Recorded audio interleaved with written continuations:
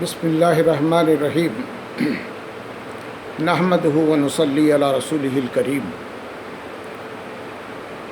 عزیز دوستو،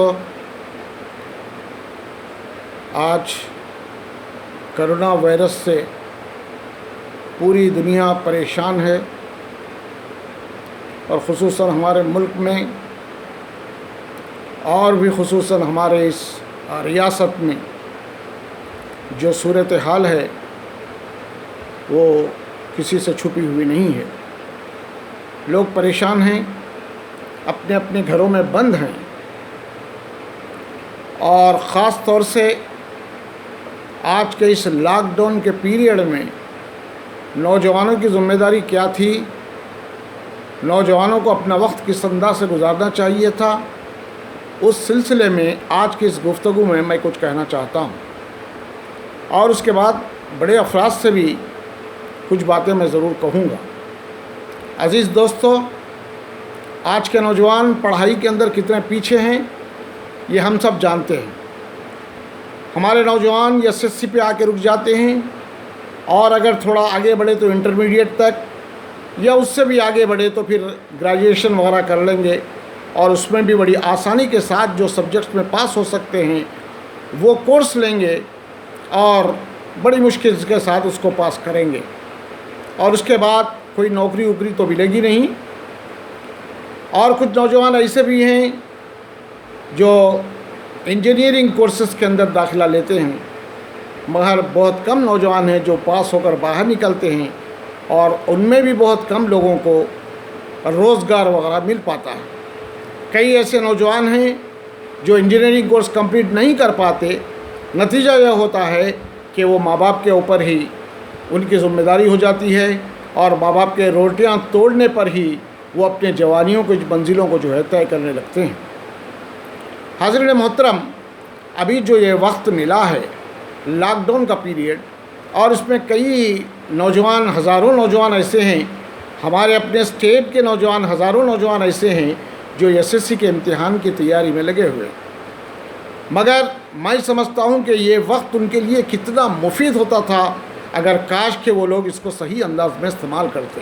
یہ کوئی معمولی وقت نہیں ملا، ہمارے نوجوان پڑھائی کے اندر بہت پیچھے ہیں۔ یہ جو وقت ملا ہے اس کو غنیمت سمجھتے ہوئے وہ اس طرح کی تیاری کر سکتے تھے۔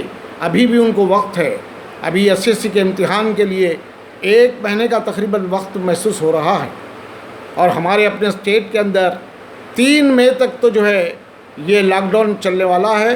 نہیں معلوم کہ یہ آگے جا کر بھی جو ہے کہاں رکے گا، اس کی کوئی گارنٹی نہیں ہے۔ ابھی تو ہم یہ سمجھ رہے ہیں کہ شاید 3 مارچ تک یہ لاک ڈاؤن رہے گا، اور اس کے بعد بھی اگر کنٹینیو ہونا ہے تو شاید کچھ 2-4 دن کا جو ہے ریلیکسیشن دے کر کے پھر اس کو جو ہے کنٹینیو کیا جائے گا، مگر یہ کہاں تک چلے گا اس کی کوئی گارنٹی نہیں ہے۔ تو یہ وقت نوجوانوں کے لیے بڑا قیمتی وقت ہے۔ کیوں نہ ایس ایس سی کے نوجوان اور وہ نوجوان جو آگے کے کورسز کے اندر ہیں وہ اپنی پڑھائی کے اندر فرسٹ ہینڈ انفارمیشن حاصل کرنے کی کوشش کیوں نہیں کرتے؟ یہ کتنا قیمتی موقع ہے ان کے لیے کہ وہ پڑھائی کے اندر زیادہ دلچسپی لے کر یہ جو وقت ملا ہے اس کو غنیمت سمجھتے ہوئے، اس کے ایک ایک لمحے کو استعمال کرتے ہوئے اگر روزانہ 24 گھنٹے میں ایک کم از کم 5 یا 6 گھنٹے بھی پڑھائی کے لیے لگائیں گے تو میں سمجھتا ہوں کہ وہ 10/10 جی پی اے لا سکتے ہیں۔ اور عزیزو، نہ صرف ایس ایس سی کے بچے تو پوری کوشش کریں کہ ہم زیادہ سے زیادہ مارکس لائیں گے، ابھی جو وقت ملا ہے اس کو ضائع نہیں کریں گے۔ یہ بہت اچھا قیمتی وقت اللہ تبارک و تعالیٰ کی طرف سے ایک نعمت کے طور پر ہم کو دیا گیا ہے۔ یہ سیل فونوں کو چھوڑ کر اپنے اوقات کو برباد کرنے کے بجائے ہم پڑھائی کے اندر دھیان دیں، اور ماں باپ بھی اس بات کی کوشش کریں تو زیادہ سے زیادہ مارکس کے اندر وہ جو ہے کامیاب ہو سکتے ہیں، اور اچھے نمبرات کے ساتھ کامیاب ہوں گے تو آگے کی پڑھائی کے اندر بھی ان کو کنسیشن ملے گا۔ اور عام جو نوجوان ہیں وہ بھی ایک طرف تو اپنے نالج کو امپروو کرنے کے اندر اس اوقات کو جو ہے لگانا چاہیے۔ آج آپ کوئی کتابیں خریدنے کی ضرورت نہیں ہے، آپ کے جیب کے اندر ہی جو فون پڑا ہوا ہے آپ اس میں جو ہے گوگل میں تلاش کر سکتے ہیں، ہر قسم کی کتابیں آپ کو ملیں گے، جنرل نالج آپ اپنا امپروو کر سکتے ہیں۔ گرامر اپنی جو ہے صحیح کر سکتے ہیں، انگلش اسپیکنگ جو ہے اپنی صحیح کر سکتے ہیں. کتنا نالج جو ہے آپ حاصل کرنا چاہیں اتنا نالج آپ کو حاصل کیا جا سکتا ہے. عزیزان محترم، ابھی کافی وقت ہے، آپ اس کو غنیمت سمجھیے. آپ گرامر کے کتابیں نکالیے، آپ گوگل سے تلاش کیجئے، آپ کو جا کر خریدنے کی ضرورت نہیں ہے. آپ گوگل کے اندر چھوٹی چھوٹی گرامر کی کتابیں نکالیے، اس پہ فرسٹ ہینڈ انفارمیشن حاصل کرنے کی آپ کوشش کیجئے. انگلش کے اندر زیادہ سے زیادہ روانی کو حاصل کرنے کی آپ کوشش کیجئے. جنرل نالج کو زیادہ سے زیادہ حاصل کرنے کی کوشش کیجئے. کیوں نہ اس وقت کو ہم اگر جو ہے تیار کر لیں کہ میں گریجویشن کے اندر ہوں، میں آگے چل کر کے گروپ 1 سروسز کے اندر کانٹیکٹ کروں گا.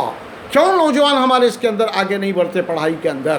اگر وہ اس بات کا تہیہ کر لیں کہ یہ وقت میرے لیے اچھا موقع ہے، میں خواہ کے اپنے اوقات کو برباد کرنے کے بجائے پڑھائی کے اندر لگاؤں گا، دلچسپی لوں گا، زیادہ نالج کو حاصل کروں گا اور گروپ 1 سروسز کے اندر میں جو ہے پریپیئر ہوں گا اور سروسز کے اندر میں آگے بڑھوں گا. کیوں یہ پاسبل نہیں ہو سکے گا؟ اگر ہم جو ہے اس کا تہیہ کر لیں، ہم کوشش کر لیں اس بات کی، لازماً اس کو ہم کارگر بنا سکتے ہیں. عزیزان محترم، میری گزارش یہ ہے کہ ضرور آپ اپنی پڑھائی کے اندر جو ہے زیادہ دلچسپی لیں، نالج کو جو ہے فرسٹ ہینڈ انفارمیشن حاصل کرنے کی کوشش کریں. اور دوسری طرف عزیزان محترم، یہ جو کرونا کا وائرس ہے، یہ دیکھیے آپ، ہر طرف یہ کہا جا رہا ہے کہ شاید یہ خدا کی جو ہے مار ہے ہمارے اوپر، خدا کی مار ہے ہمارے اوپر، خدا کا یہ غضب ہے. اور واقعی بھی ایسا محسوس ہوتا ہے کہ ایک چھوٹا سا وائرس جو آنکھوں کو دکھائی بھی نہیں دیتا، یہ پوری دنیا کو پریشان کر کے رکھا ہے. اللہ تبارک و تعالیٰ جو ہے سارے دروازوں کو بند کر دیا، گھروں کے اندر مقید کر دیا، سارے لوگوں کو، پوری دنیا کو پریشان کر دیا. آج سپر پاور جیسا ملک پریشان ہے، ایڑیا رگڑ رہا ہے، نظریں اس کی نیچے ہیں، بات کچھ اس کو سمجھ میں نہیں آ رہی ہے، اور ہر کوئی یہی سمجھ رہا ہے کہ شاید یہ قدرت کا جو ہے معاملہ ہے، یہ قدرت کا کرشمہ ہے، یہ قدرت کا عذاب ہے، یہ قدرت کا غضب ہے. واقعی بھی قدرت کا غضب ہو سکتا ہے یہ. اس لیے کہ آج مسلمانوں کے لیے بھی دیکھیے کہ ہماری عمر، بہت سارے لوگوں کی عمر 70 سال 80 سال تک بھی پہنچ گئی ہے. 70-80 سال سے اللہ تبارک و تعالیٰ کے مساجد کے دروازے کھلے تھے، حی علی الصلاۃ حی علی الفلاح کی آوازیں ان کے کانوں سے ٹکرا رہی تھیں، مگر کوئی ان دروازوں کے اندر داخل ہونے کی کوشش نہیں کر رہا تھا.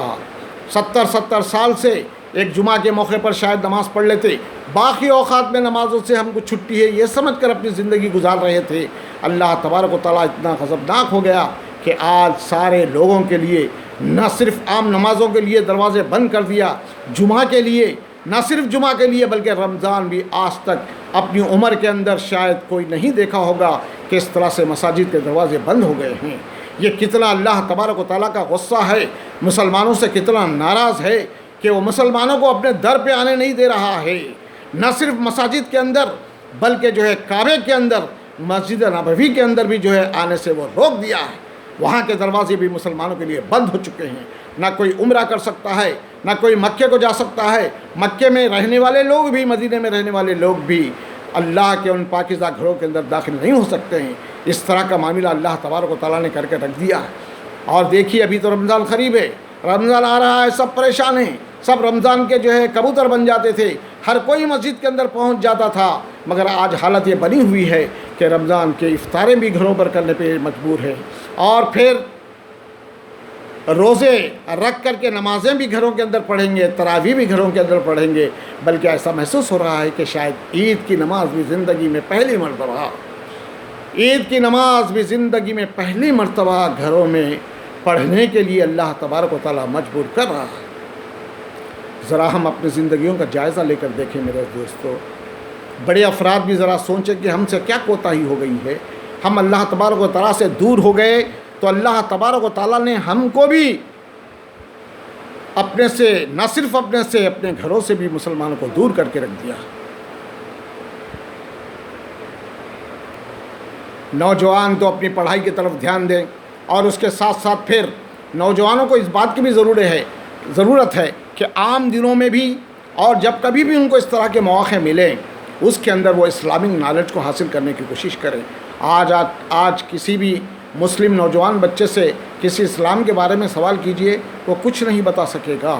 الا ماشاء اللہ چند ایسے بچے ہوں گے جو بتا سکیں گے، مگر اکثریت ایسی ملے گی جو اسلام سے نابلد۔ آپ ان سے کرکٹرز کے بارے میں پوچھئے، کھیلوں کے بارے میں پوچھئے، یا فلم ایکٹرز کے بارے میں پوچھئے، وہ A to Z نالج جو ہے آپ کو بتائیں گے، وہ بہت ساری جو ہے معلومات آپ کو دکھائیں گے، مگر اللہ کے رسول کہاں پیدا ہوئے، اللہ کے رسول کا پورا نام کیا تھا، آپ کے والدہ کا نام کیا تھا، آپ کے اولاد کا نام کیا تھا، آپ کس مقام پہ پیدا ہوئے، آپ کب پیدا ہوئے، اور خلفائے راشدین کے نامے کیا ہیں، اسلام کا معاملہ کیا ہے، اسلام ہم سے کیا چاہتا ہے، آپ معمولی باتیں بھی ہمارے نوجوان نہیں بتا سکیں گے۔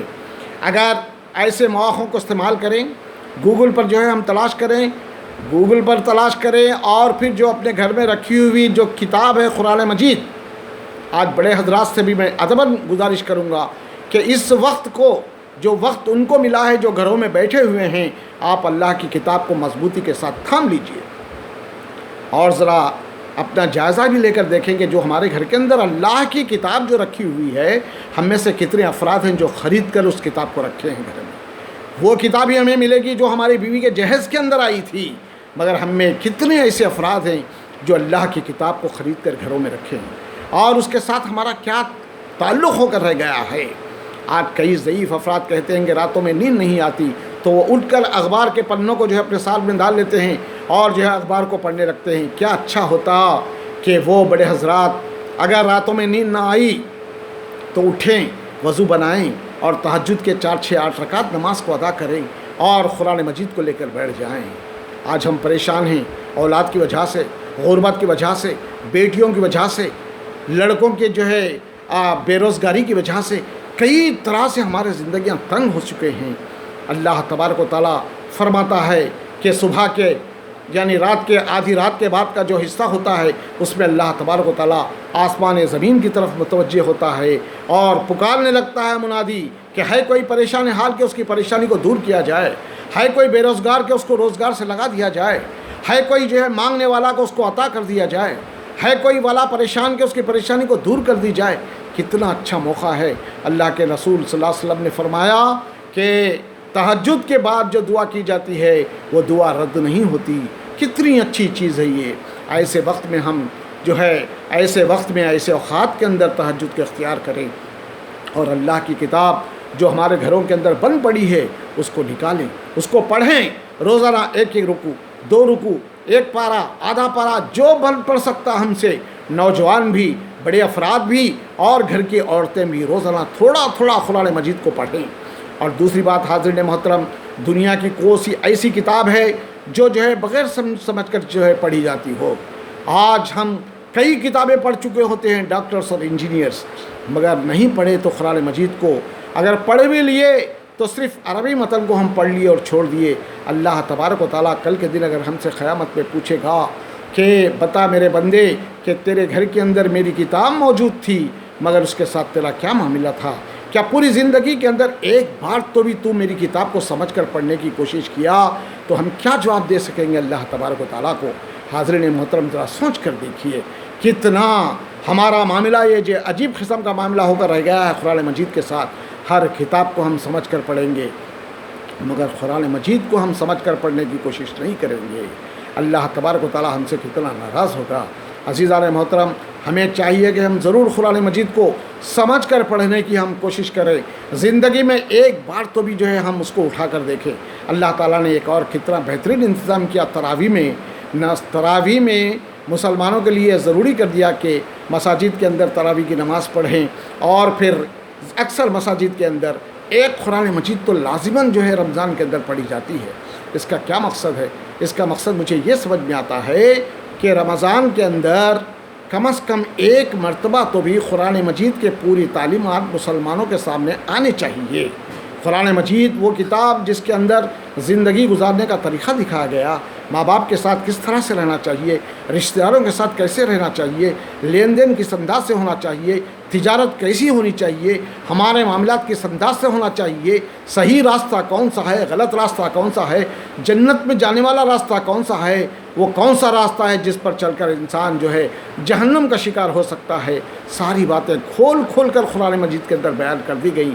روزانہ تھوڑا تھوڑا اس کا حصہ مسلمانوں کے سامنے لائی جاتی ہیں، نمازوں کے اندر، تراویح کے اندر 20 رکعت میں ایک ایک پارہ، سوا پارہ کے طور پر ان کے سامنے لائی جاتی ہیں، اور پیچھے امام صاحب پڑھیں گے، پیچھے مصلی کھڑے کر اپنے زندگیوں کا جائزہ لیتے جائیں کہ قرآن مجید کے اندر کیا کیا باتیں آ رہی ہیں، کیا یہ باتیں میری زندگی کے اندر ہیں کہ نہیں ہیں، اگر ہیں تو الحمدللہ، نہیں ہیں تو اگلے 1 سال کے اندر میں ان باتوں کو اپنی زندگی کے اندر اتارتا جاؤں گا۔ اس کو چیک کرتے ہوئے جانا چاہیے۔ نمازوں کے اندر پیچھے کھڑے کر امام صاحب پڑھتے جائیں گے اور ہم اپنی زندگیوں کا جائزہ لیتے جائیں، چیک کرتے جائیں، مگر افسوس کہ ہماری مادری زبان عربی نہیں ہے، اس لیے امام صاحب کیا پڑھ رہے ہیں ہم کچھ سمجھ نہیں سکتے۔ تو اس لیے ضروری ہے کہ گھر میں آنے کے بعد تو بھی کم سے کم وہ پڑھا گیا جو قرآن آپ نے مسجد کے اندر جو قرآن سنا ہے، اس کو گھر کے اندر اپنے بیوی بچوں کو لے کر ساتھ میں بیٹھیں اور اس کے ترجمے کو جو ہے ان کے سامنے لائیں۔ آپ پڑھتے جائیے، کتنا لطف آپ کو آئے گا، دیکھتے جائیے کیسے کیسے احکام ہیں، آپ تعجب میں پڑ جائیں گے کہ قرآن کے اندر یہ احکام ہیں، یہ باتیں آئی ہیں، یہ باتیں آئی ہیں جس سے ہم پوری زندگی نابلد تھے۔ تو حاضرین محترم، یہ بڑا اچھا موقع ہے ہمارے لیے، یہ رمضان بھی آ رہا ہے اور اس رمضان میں ہم مسجدوں تک بھی نہیں جا سکتے ہیں، گھروں میں بیٹھ کر یہ کام ہم کر سکتے ہیں۔ احادیث کے کتابوں کو پڑھیے، اسلام کا فرسٹ ہینڈ انفارمیشن آپ حاصل کیجئے۔ میں نہیں کہوں گا کہ آپ فلاں کی کتاب قرآن پڑھیے، فلاں کی قرآن پڑھیے، بلکہ میں یہ کہوں گا کہ آپ کے گھر کے اندر جو قرآن رکھی ہوئی ہے، آپ اس کو نکالیے، اس کو پڑھیے، اس کو سمجھنے کی کوشش کیجئے، اپنے بچوں کو اس کی عادت ڈالیے اس کے اندر۔ اور عزیزو، اللہ تبارک و تعالیٰ کے غضب کو دور کرنے کے لیے صدقہ و خیرات کا بھی جو ہے معاملہ کیجئے، استغفار کیجئے، اللہ تبارک و تعالیٰ سے بار بار جو ہے استغفار کیجئے، اس سے معافی مانگیے اور اس کے جو ہے ہونے کی کوشش کیجئے، اس کے خاص بندے بننے کی ہمیں جو ہے کوشش کرنی چاہیے۔ اور عزیزو، ہم جو ہے ذکر کے اندر اکثر جو ہے ہم پڑھتے رہتے ہیں سبحان اللہ سبحان اللہ سبحان اللہ سبحان اللہ، یہ تو ہم پڑھتے ہیں مگر اس کا کیا مطلب ہے؟ اس کا مطلب تو ہم سب جانتے ہیں، مطلب تو سمجھتے ہیں، مگر وہ مطلب کو ہم اپنی زندگی کے اندر اتارنے کی کوشش نہیں کرتے ہیں۔ اللہ پاک ہے، اللہ پاک ہے، کون نہیں کہے گا اللہ پاک ہے؟ اللہ تو پاک ہے ہی ہے، مگر اس کے ساتھ ساتھ جب آپ اپنی زبان سے سبحان اللہ کہتے ہیں تو اللہ تبارک و تعالیٰ بھی کہتا ہے میرے بندے، میں تو پاک ہوں مگر میں پاکی کو پسند کرتا ہوں، میں پاک انسانوں کو پسند کرتا ہوں، میں پاک دلوں کو پسند کرتا ہوں، میں پاک دماغوں کو پسند کرتا ہوں، میں پاک کمائی کو پسند کرتا ہوں، میں پاک معاملات کو پسند کرتا ہوں۔ جب تو سبحان اللہ کہتا ہے تو تیری پوری زندگی پاک ہو جائے، تیرا لین دین پاک ہو جائے، تیری تجارت پاک ہو جائے، تیرے سارے معاملات پاک ہو جائیں، تیری زندگی پاک ہو جائے۔ اس طرح سے یہ ایک پیغام صرف ایک ذکر کے ذریعے سے ہم کو ملتا ہے۔ آپ پورے ذکروں کو جو ہے جتنے اذکار ہیں اس کے اوپر غور فرمائیے، بہت ساری باتیں ہمارے سامنے کھلیں گی۔ عزیزان محترم، ہم اپنے معاملات کے اندر بڑے جو ہے کھوٹے ہیں، ہم اپنے معاملات کے اندر بہت کھوٹے ہیں ہم۔ ایک حدیث مجھے اس موقع پر یاد آ رہی ہے، اللہ کے رسول نے فرمایا کہ میں اپنے صحابہ کے جو ہے ایک محفل میں اللہ کے رسول صلی اللہ علیہ وسلم نے اپنے صحابہ کے سامنے ایک سوال کیا، پوچھا اپنے صحابہ سے کہ بتاؤ میرے صحابہ کہ آپ اپنی ملت کے اندر، اپنی امت کے اندر کس کو مفلس سمجھتے ہیں؟ بتاؤ آپ کے درمیان میں مفلس کون ہے؟ صحابہ نے عرض کیا اللہ کے رسول، ہمیں تو محسوس ہوتا ہے کہ جس کے پاس کچھ نہیں ہے، جو کنگال ہے، جس کے پاس نہ روپیہ ہے نہ پیسہ ہے، کوئی چیز جس کے پاس نہیں ہے ہم اس کو مفلس سمجھتے ہیں، جو بالکل کنگال ہے، جس کے پاس کچھ نہیں ہے ہم اس کو مفلس سمجھتے ہیں۔ اللہ کے نبی نے فرمایا کہ نہیں، میری امت کا مفلس وہ نہیں ہے، بلکہ میری امت کا مفلس وہ ہے جو میدان حشر کے اندر اس حال میں آئے کہ اس کے ساتھ بہت ساری نمازیں تھیں، روزے تھے، صدقہ و استغفار تھا، اس کے ساتھ جو ہے عمرے تھے، حج تھا، زکوٰۃ تھی، سب کچھ تھا، مگر اس کے باوجود بھی وہ بخشا نہیں جا سکا۔ وہ میدان حشر کے اندر ساری نیکیوں کے ساتھ آئے گا، مگر اس کے ساتھ ساتھ کوئی آ کر کھڑے ہو جائے گا اس کے سامنے، کہے گا مالک اس نے مجھے گالی دی تھی، کوئی کہے گا مالک اس نے مجھے مارا تھا، کوئی کہے گا مالک اس نے مجھے تکلیف دی تھی، اس نے مجھے غیبت کی تھی، اس نے میری چغلی کی تھی، اس نے میرے مال کو کھا گیا تھا، یہ مجھے میرے مال کے اندر غبن کر دیا تھا، یہ مجھے دھوکہ دے دیا تھا، یہ مجھے نقصان کر دیا تھا، یہ میرے مال کو کھا گیا تھا۔ اس انداز سے جب لوگ آ کر کھڑیں گے، اس وقت تو اس کے پاس دینے کے لیے کوئی چیز نہیں رہے گی۔ اللہ تبارک و تعالیٰ اس کے نیکیوں میں سے وہ جو افراد آ کر کھڑیں گے اس کے نیکیوں کو ان افراد کے اعمال کے اندر ڈالتا چلے جائے گا. جب اس کے نیکیاں ختم ہو جائیں گی اور بھی لوگ کھڑے ہوئے رہیں گے مطالبہ کرتے ہوئے، تو ایسے وقت میں اللہ تبارک و تعالیٰ ان لوگوں کی جو مطالبہ کر رہے ہیں ان کی برائیوں کے اس کے اعمال کے اندر ڈالتا چلے جائے گا. نتیجہ ہوگا کہ سارے نیکیاں ختم ہو جائیں گی، لوگوں کے برائیاں اس کے اعمال کے اندر ڈال دی جائے گی، اور فرشتوں کو حکم ہوگا کہ اس کے اوندھے منہ اس کو گھسیٹ کر جہنم کے حوالے کر دیا جائے. اللہ کے رسول نے فرمایا کہ میری امت کا مفلس وہ ہے. ہمیں ایسے موقع پر جائزہ لینا چاہیے کہ کہیں ہم کسی کا دل تو نہیں دکھائے، کسی کی غیبت تو نہیں کیے، کسی کا مال تو نہیں کھائے، کسی کا نقصان تو نہیں کرے. حاضرین محترم، بہت سارے لوگوں کا حقوق ہمارے اوپر رہ جاتے ہیں، ہم اس کو ادا نہیں کرتے. اللہ کے نبی نے فرمایا کہ قیامت میں اللہ تبارک و تعالیٰ انسان کے سارے گناہوں کو معاف کر دے گا، یہاں تک کہ جو اللہ کے راستے کے اندر شہید ہوں گا، شہید کے سارے گناہوں کو معاف کر دیا جائے گا. اس کا خون کا خطرہ زمین پہ گرنے سے پہلے اس کی مغفرت ہو جائے گی. اس کو انہی کپڑوں کے اندر، اس کے لیے غسل کی بھی ضرورت نہیں ہے، انہی کپڑوں کے اندر اس کو دفن کر دیا جائے گا. سارے گناہ معاف ہوں گے. مگر اگر کسی کا قرض اس کے اوپر رہے گا، اگر کسی کا کوئی قرض جانے انجانے اس پر رہے گا، اللہ تبارک و تعالیٰ اس پر گرفت کرے گا. اس شہید جیسے کو بھی وہ قرض سے معاف نہیں کرے گا. حاضرین محترم، ہمیں اپنا جائزہ لے کر دیکھنا چاہیے کہ ہم کس کس کے مقروض ہیں. میں ایک مدرسے کا اسکول کا پرنسپل ہوں. ہمارے بہت سارے بچے ہیں، تقریباً 500 بچے میرے پاس پڑھتے ہیں. میں اپنے بچوں کے سرپرستوں سے بھی میں کرانا چاہتا ہوں، اور ان سارے بچوں کے سرپرستوں کو جو دیگر مدارس کے اندر بھی پڑھتے ہیں، آج ان کو تعلیم دینے والے ہزاروں کی تعداد کے اندر ٹیچرز ہیں. ہزاروں کی تعداد کے اندر ایک اسکول کے اندر 25-30 سے لے کر 150-200 ٹیچرز تک بھی پڑھا رہے ہیں، جن کی تنخواہ معمولی تنخواہ ہے، جو 3-4 ہزار 5 ہزار سے لے کر کے 8-10 ہزار 12 ہزار کی تنخواہ تک وہ پاتے ہیں. وہ جب تنخواہ ان کے ہاتھ میں آئے گی تو وہ دودھ والے کا حساب چکائیں گے، وہ کرانے والے کا حساب چکائیں گے، وہ دوسرے اپنے اور ضروریات کی تکمیل ان تنخواہوں سے کر سکیں گے. مگر 2 مہینے سے 3 مہینے سے ان کی تنخواہیں رکی ہوئی ہیں، اس لیے کہ بچوں کی فیسز، بہت سارے اسکولز اسی پر ڈیپینڈ کرتے ہیں. بہت سے اسکولز غریب اسکولز ہیں، صرف فیسوں پر ڈیپینڈ کرتے ہیں. جب فیسز بچے ادا کریں گے تو ٹیچرز کی تنخواہیں ان تک ادا کر سکیں گے.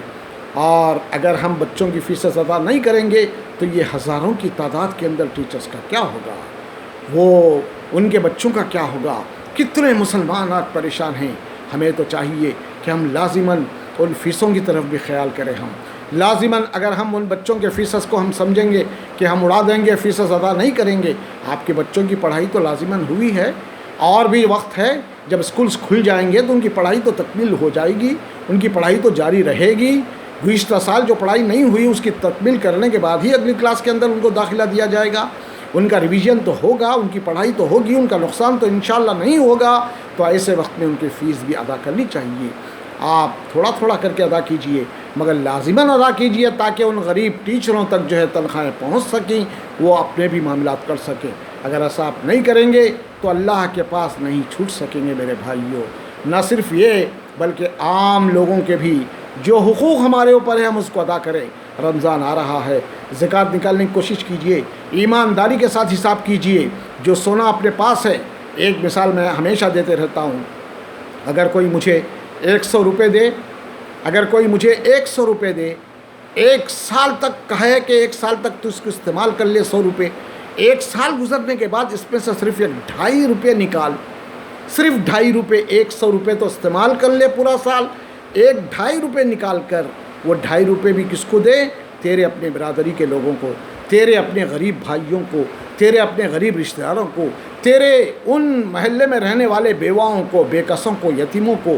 ان کے اندر تو 2.5 روپے تقسیم کر دے، اور مجھے 100 روپے واپس دینے کی ضرورت نہیں ہے.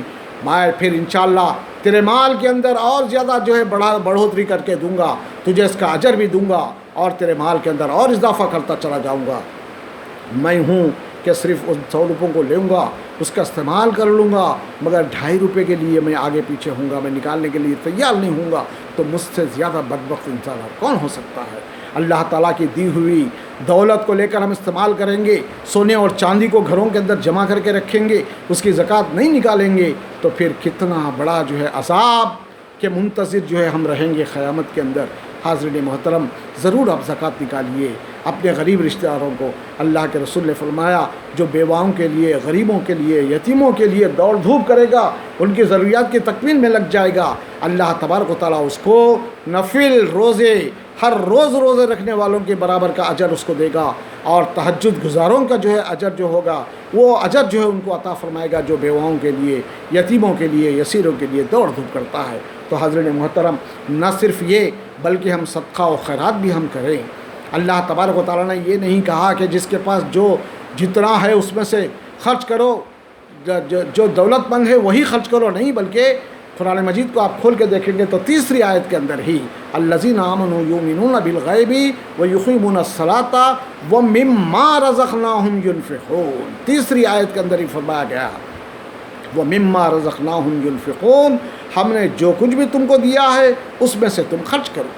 اگر 10 روپے ہیں، 10 روپے میں ہی تم جو ہے کچھ نہ کچھ تم اس میں سے خرچ کرنے کی کوشش کرو۔ ایک غریب آدمی بھی، ایک امیر آدمی بھی، غریب آدمی بھی دولت مند ہو کہ اس کے پاس جو کچھ بھی ہے اس میں سے کچھ نہ کچھ تو لازماً خرچ کرنا چاہیے۔ ہم تاریخ پڑھتے ہیں، ہم اجتماعات کے موقع پر ہم سنتے ہیں بہت ساری باتیں، مگر عمل کے لیے اگر ہم تیار نہیں ہوں گے، زبانی جمع خرچ کے اندر رہیں گے، تو حاضرین محترم زندگی ہماری گزر جائے گی، ہمیں نہیں معلوم۔ مجھے تو ایسا لگتا ہے کہ اللہ تبارک و تعالیٰ نے پیدائش کے وقت میں ایک نوٹ بک اس کے حوالے کر دی تھی، اور کرامن کاتبین کو کہہ دیا تھا کہ اس کے اعمال کو اس نوٹ بک کے اندر درج کرتے چلے جائیں، اور ہماری پیدائش سے لے کے اب تک وہ فرشتے اس کے اندر سارے اعمال کو درج کر رہے ہیں۔ نہیں معلوم کہ اب ہماری زندگی کے اندر کتنے صفحے باقی رہ گئے ہیں، کوئی نہیں جانتا کہ ہماری زندگی کے اندر کتنے صفحے باقی، کوئی نہیں جانتا کہ اس کتاب کے اندر کتنے صفحے باقی رہ گئے ہیں۔ عزیزان محترم، جب پورے صفحے ختم ہو جائیں گے تو پھر جو ہے فرشتہ اترے گا اور ہماری روح کو پرواز کر لے گا، نکال لے گا، اور اللہ تبارک و تعالیٰ کے پاس اس نوٹ بک کے ساتھ جو ہے اللہ تبارک و تعالیٰ کے پاس پہنچا دے گا، اور اس کے اندر جو اعمال ہیں ہم تو جان نہیں سکتے کہ کیا کیا اعمال اس کے اندر لکھے گئے ہیں۔ جانے انجانے کتنے ایسے جو ہے اللہ تبارک و تعالیٰ کے احکام کو توڑتے ہوئے ہم زندگی گزارے ہیں، تو ساری باتیں اس کے اندر لکھی گئی ہیں۔ میرے بھائیوں، ہم میں سے ہر ایک کو سوچنا چاہیے کہ اب نہیں معلوم کہ میرا کتنا صفحے یا کتنا جو ہے 1 صفحہ، 1.5 صفحہ، 2 صفحے کتنے باقی رہ گئے ہیں۔ عزیزو، ہمارا ایک ایک دن گزر رہا ہے تو ہماری عمر میں سے ایک ایک دن کم ہوتا جا رہا ہے، ہمیشہ ہمارا ایک ایک قدم خبر کی طرف جا رہا ہے، مگر ہم دنیا کی طرف دیکھ رہے ہیں۔ عزیزو، دوستو، اللہ تبارک و تعالیٰ کی رضا کے اندر اپنی بچی ہوئی زندگی کو لگانے کی ہم کوشش کرتے ہوئے زندگی گزارنی چاہیے۔ اور نوجوانوں سے میں گزارش کروں گا کہ نوجوانوں، رشتہ داروں کا خیال کیجیے، ماں باپ کی قدر کیجیے۔ ماں کے قدموں کے نیچے جنت ہے، باپ جنت کے دروازوں میں بیچ کا دروازہ ہے۔ ماں کے قدموں کے نیچے جنت ہے، کیا مطلب ہے اس کا؟ اس کا مطلب یہ ہو سکتا ہے کہ اے نوجوان، تو اپنی ماں کی خدمت اس طرح سے کر، اس طرح سے کر، اس طرح سے کر کے تو اپنی ماں کے قدموں کے نیچے کی دھول بن جا، جب تجھے جنت ملے گی۔ باپ اگر ناراض ہے تو اللہ بھی ناراض ہوگا۔ ماں باپ کی خوشی کے اندر اللہ تبارک و تعالیٰ کی خوشی ہے، ماں باپ کی ناراضگی کے اندر اللہ تبارک و تعالیٰ کی ناراضگی ہے۔ عزیزان محترم، ایک موقع پر ایک نوجوان آیا اور کہا کہ اللہ کے رسول، مجھ سے گناہ سرزد ہو گیا ہے، اس کی کوئی جو ہے پاپجائی کی صورت بتائیے۔ اللہ کے رسول نے فرمایا کیا تیری ماں زندہ ہے؟ اس نے کہا کہ نہیں۔ پھر پوچھا گیا کہ کیا تیری خالہ زندہ ہے؟ اس نے کہا کہ ہاں میری خالہ زندہ ہے۔ اللہ کے رسول نے فرمایا کہ جا تیرے خالہ کی خدمت کر لے، اللہ تعالیٰ تیرے اس گناہ کی پاپجائی کر دے گا۔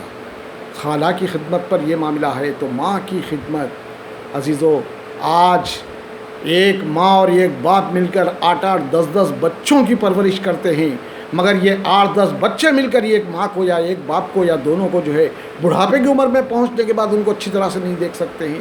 ان کا معاملہ فٹ بال جیسا ہو جاتا ہے، 4 دن اس کے گھر میں، 4 دن اس کے گھر میں، 4 دن۔ کیا ماں باپ بھی اسی طرح سے ہمارے ساتھ بچپن میں معاملہ کیے تھے؟ وہ کن آسوں کے ساتھ ہماری تربیت کیے، کتنا پیسہ ہمارے اوپر وہ خرچ کیے۔ عزیزان محترم، ایک نوجوان آیا اور کہا کہ میرا باپ مجھے تنگ کر رہا ہے۔ اللہ کے رسول نے اس کے باپ کو بلوا بھیجا اور پوچھا کہ کیا معاملہ ہے؟ تو باپ نے کہا کہ یہ میرا بیٹا ہے، جب یہ چھوٹا تھا تو اس پر میں اپنی پوری دولت کو لٹا دیا تھا، پسینہ پسینہ ہو کر میں کماتا اور لائی ہوئی دولت کو میں اس کے ہر خواہش کی تکمیل کے اندر لگا دیا کرتا تھا، اس کو نوجوان بنایا، آج میں ضعیف ہوں، آج یہ کما رہا ہے مگر یہ اپنے مال کو مجھ پر خرچ کرنے پر تیار نہیں ہے، اس لیے روز اس کے ساتھ میرا جھگڑا ہوا کرتا ہے۔ اللہ کے نبی کے آنکھوں کے اندر آنسو آ گئے، ایک ضعیف شخص لکڑی ٹیکتا ہوا آیا ہے اور اس طرح سے کہہ رہا ہے، تو اس نوجوان کو مخاطب کر کے اللہ کے رسول نے فتویٰ دیا کہ اے نوجوان، آج سے تو اور تیرا مال سب کچھ تیرے باپ کا ہے۔ یہ ہے میرے بھائیوں، آج 100-200 روپے، 1000-2000 روپے ماں باپ کے اوپر پھینک کر ہم سمجھتے ہیں کہ ہمارا جو ہے حق ادا ہو گیا۔ نہیں، ماں کو کھاندے پر بٹھا کر ایک طویل جو ہے سفر طے کر کے حج کے سارے مراسم کرانے کے بعد بھی اللہ کے نبی سے پوچھا کہ کیا میں نے اپنی والدہ کا حق ادا کر دیا، تو اللہ کے نبی نے کیا فرمایا تھا؟ تیرے ماں کے جزگی کے وقت میں جو جھٹکے لگے تھے اس میں ایک چھوٹا جھٹکا بھی تو نے ابھی جو ہے اس کا بدلہ نہیں چکایا، ابھی تو بہت کچھ باقی ہے۔ ماں کا یہ مقام اور ماں کا مقام باپ کے مقام سے 3 گنا زیادہ ہے۔ بات لمبی ہو رہی ہے میرے بھائیوں، رشتہ داروں کا خاص خیال رکھنا چاہیے۔ اللہ کے رسول نے کتنی پیاری بات بیان فرمائی کہ لوگوں، اگر کوئی چاہتا ہے کہ اس کی عمر میں درازی ہو اور اس کے رزق میں برکت ہو، کون نہیں چاہتا رزق میں درازی اور عمر میں برکت؟ کون نہیں چاہتا؟ عمر میں درازی اور رزق میں برکت کون نہیں چاہتا؟ ہم میں سے ہر کوئی چاہتا ہے۔ اللہ کے نبی نے فرمایا اگر تم چاہتے ہو کہ تمہاری عمر میں درازی ہو اور تمہارے رزق میں برکت ہو تو تمہیں چاہیے کہ اپنے رشتہ داروں کے ساتھ اچھا سلوک کرے۔ کیا بہترین فارمولہ اللہ کے رسول نے فرمایا۔ میرے بھائیوں، آخری ایک حدیث میں بیان کرتے ہوئے اپنی بات کو ختم کروں گا۔ یہ سب باتیں میں اس لیے بیان کر رہا ہوں کہ یہ کرونا وائرس کا جو یہ لاک ڈاؤن پیریڈ ہے، اس کو صحیح انداز میں ہم استعمال کرنے کے لیے ان ساری باتوں کے اوپر اگر دھیان دیں گے تو بہت اچھی بات ہے۔ اللہ کے نبی نے ایک موقع پر فرمایا کہ لوگوں، اگر 3 باتوں پر تم عمل کر لو گے تو سلامتی کے ساتھ جنت میں داخل ہوگے۔ کس نے کہا؟ اللہ کے بعد جن کا مقام ہے، بعد از خدا بزرگ و برتر خص مختصر، اللہ کے بعد جن کا مقام ہے، وہ نبی صلی اللہ علیہ وسلم فرما رہے ہیں کہ 3 باتوں پر عمل کر لو، سلامتی کے ساتھ صرف جنت میں داخل ہونا ہی نہیں بلکہ سلامتی کے ساتھ جنت میں داخل ہو گئے۔ کیا ہے وہ 3 باتیں؟ وہ 3 باتیں یہ ہیں، فرمایا نبی صلی اللہ علیہ وسلم نے، جانے انجانے ہر ایک کو سلام کیا کرو، سلام کا رواج دو۔ نمبر 1، سلام کا رواج دو، ہر ایک کو جو ہے سلام کیا کرو۔ نمبر 2، بھوکوں کو کھلاؤ، بھوکوں کو کھلاؤ۔ نمبر 3، ایسے وقت میں نماز پڑھو جب کہ ساری دنیا سوتے رہتی ہے، تہجد۔ ارے کیا بہترین فارمولہ اللہ کے رسول نے فرمایا۔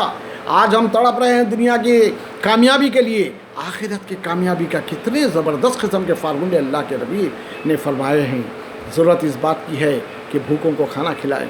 رمضان یہی درس دیتا ہے، بھوکوں پر کیا گزرتی ہوگی، روزہ رکھنے والا اس کو اچھی طرح سے محسوس کرتا ہے۔ اور پھر تہجد کا معاملہ، تو تہجد کی دعا تو رد نہیں ہوتی۔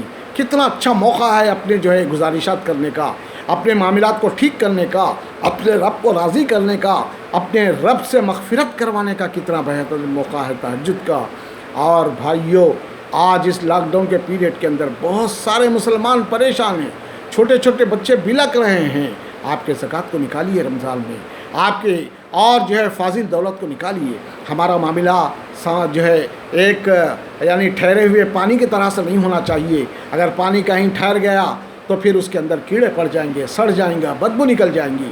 ہمارا معاملہ نبی صلی اللہ علیہ وسلم کی طرح سے ہونا چاہیے کہ نبی صلی اللہ علیہ وسلم کا معاملہ رمضان آیا تو ندی کی طرح سے ہوتا تھا، بہتے رہتا تھا۔ اللہ کے نبی پر جو کچھ آتا اس کو بہا دیتے تھے، اس کو خرچ کر دیتے تھے۔ بہتے ہوئے پانی کے اندر کوئی بو نہیں آتی، بہتا رہیں گا اور پانی آتا چلا جائیں گا اور آتا جائیں گا، ادھر سے بہتا جائیں گا ادھر سے آتا جائیں گا۔